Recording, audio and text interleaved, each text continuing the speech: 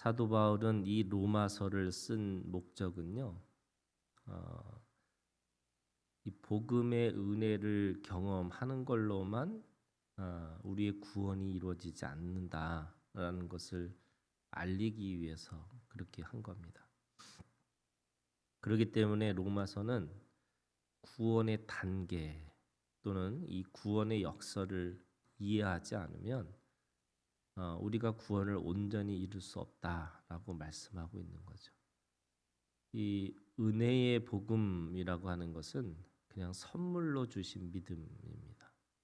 그래서 내가 믿어서 내가 무엇인가 했다라는 것이 아니고 그냥 하나님께서 전적인 은혜로 하나님께서 우리한테 은혜를 주신 것에 대해서 내가 받고 그 받은 것에 대해서 감사함으로 이게 은혜의 복음이에요. 그런데 이스라엘 백성들도 은혜의 복음을 받았고 그리고 이 모든 그리스도인들도 은혜의 복음을 똑같이 받았어요. 그런데 왜 이스라엘의 육적인 이스라엘의 이 은혜의 복음을 하나님께서 역설로 이 구원을 그들에게 뺏고 다시 이방인들에게 주었을까? 그거는 그들이 구원을 위해서 마지막까지 애쓰지 않았기 때문에 그렇다는 거예요. 그게 오늘 말씀에 보면은 16절에 있는 말씀에 보면 이 은혜는 곧 나로 이방인을 위하여 그리스도 예수의 일꾼이 되어 하나님의 복음의 제사장 직분을 하게 하사. 예수의 일꾼 그리고 하나님의 복음의 제사장 직분, 이것이 은혜의 복음을 넘어서 바로 제사장의 직분을 하게 하기 위해서 그렇게 하셨다라고 말씀하시는 거죠. 이 제사장의 직분이라는 것은 이스라엘 백성들이 하나님 앞에서 너는 나의 백성이 되고 하나님은 나의 하나님이 되실 것이다. 그렇게 말씀하셨어요. 그러면 그거는 은혜의 복음이잖아요. 근데 그 은혜의 복음만 가지고 있는 걸 뭐냐면 선민 의식이라고 그래요. 선민 사상. 그러니까 내가 하나님의 백성이야라고 하는 그것만 가지고 있는 건데 하나님이 그 은혜를 왜 주셨을까? 은혜의 목적이 뭐냐면 바로 이스라엘을 제사장의 나라로 삼게 하기 위해서 그렇다는 거예요. 근데 그 제사장의 나라를 삼는다는 건 뭐냐면 이스라엘을 통해서 열방을 하나님 앞에 돌아오게 하는 역할을 하는 게 이 이스라엘의 제사장의 역할이라는 거예요. 그러니까 내가 하나님 앞에 나 은혜 받았어 하고 끝나는 게 아니고 믿지 않는 모든 사람들에게 하나님 앞에 돌아오게 하는 역할을 하는 것까지가 우리의 구원의 완성이라는 거예요. 그러니까 사람들은 이게 자기가 하나님 앞에 나 예수 천당, 예수 믿고 천당 갔어라고 끝나는 게 아니고 예수를 통해서 누군가에게 빛과 소금의 역할을 감당하라 이거예요. 그게 제사장의 직분이라는 거죠. 바울은 자신은 그걸 위해서 끝까지 그걸 다 했다라고 고백하고 있는 거예요. 자기는 하나님 믿고 내가 하나님 믿었으니까 됐다. 나 예수님을 하나님으로 믿었고 고백했으니까 끝난 거 아니야? 이렇게 끝난 게 아니고 바로 이 제사장의 직분을 다 했다. 이렇게 고백하고 있는 거죠.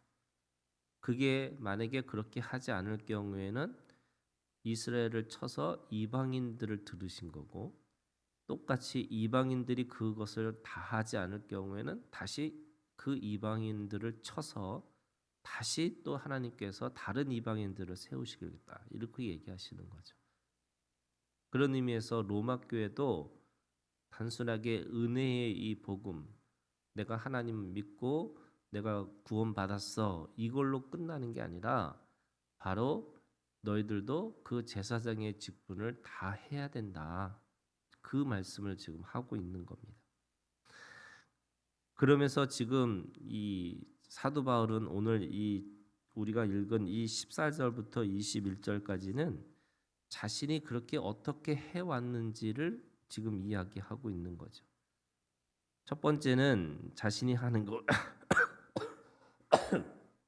자신이 했다라고 하는 게 뭐냐면 18절에 보니까 그리스도께서 이방인들을 순종하게 하기 위하여 나를 통하여, 지금 바울을 통해서 하나님의 일들을 감당하게 하셨다는 거죠.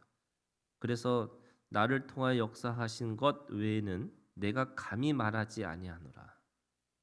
다시 말해서 자기에게 주어진 사명에게만 말하겠다, 이렇게 얘기하는 거죠.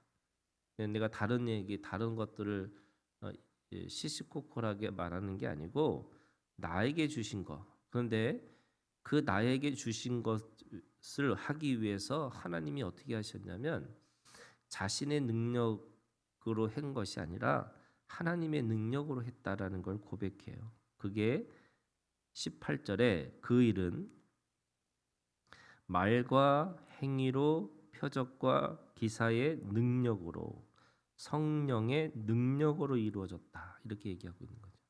그러니까 자신이 가지고 있는 사명도 사실은 성령의 능력으로 되어진 것이다, 이렇게 고백하고 있습니다. 그러니까 자신이 가지고 있는 사명에 대해서 이야기하는 거죠.